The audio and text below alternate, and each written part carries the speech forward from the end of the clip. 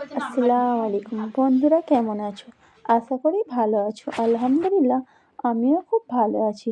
আজকে আমি বানাবো একটা নেটের কাপড় দিয়ে গাউন। এটা ছিল একটা কাস্টমারের। তো এটা 4টে লেয়ারের হবে গাউনটা কিন্তু। গাউনটা কিন্তু দেখতে খুব সুন্দর লাগবে। করার পরে তোমরা ভিডিওটা পুরো দেখলেই বুঝতে পারবে। এটা কিন্তু একটা শাড়ি দিয়ে হবে, মিশো থেকে অর্ডার করা। তো গাউনটা 4টে লেয়ারের হবে।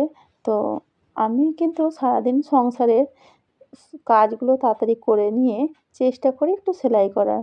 তো আমার মনে হয় যতটাই সময় পাই না কেন, সংসারের কাজ করে আমি সেলাই করার চেষ্টা করি। আমার মনে হয় প্রত্যেকটা নারীকেই কিন্তু কিছু না কিছু কাজ করা দরকার। আর আমরা যদি ভাবি যে আমরা কিন্তু সব কিছুই পারি, নারীরা কিন্তু সব কিছুই পারে, যে প্রত্যেকটা নারী কিন্তু দুর্বল হলে চলবে না। প্রত্যেকটা নারীকেই কিন্তু মনের জোর আনতে হবে। তবেই কিন্তু সে একটা কাজকে নিয়ে এগিয়ে যেতে পারবে।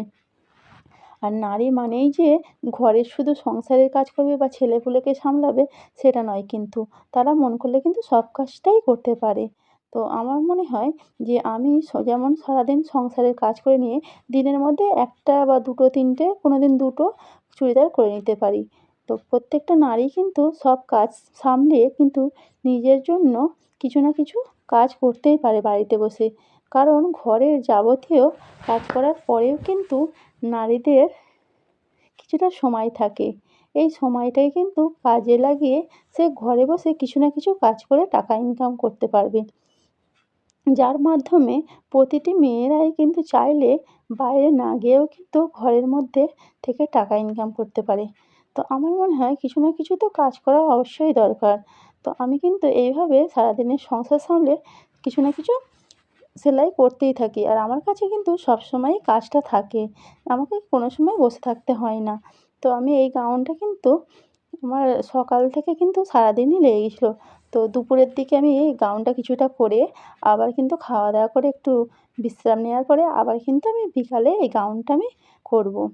আর আমার মনে হয় যে মেয়েরা কিন্তু সেলাই শেখাটা খুবই ভালো। কারণ বেশিরভাগ মহিলারাই কিন্তু যে বাইরে বেশিরভাগ কিন্তু টেলাররা কাছে জামা মাপ দিতে কিন্তু একটা অস্বস্তি বোধ করে।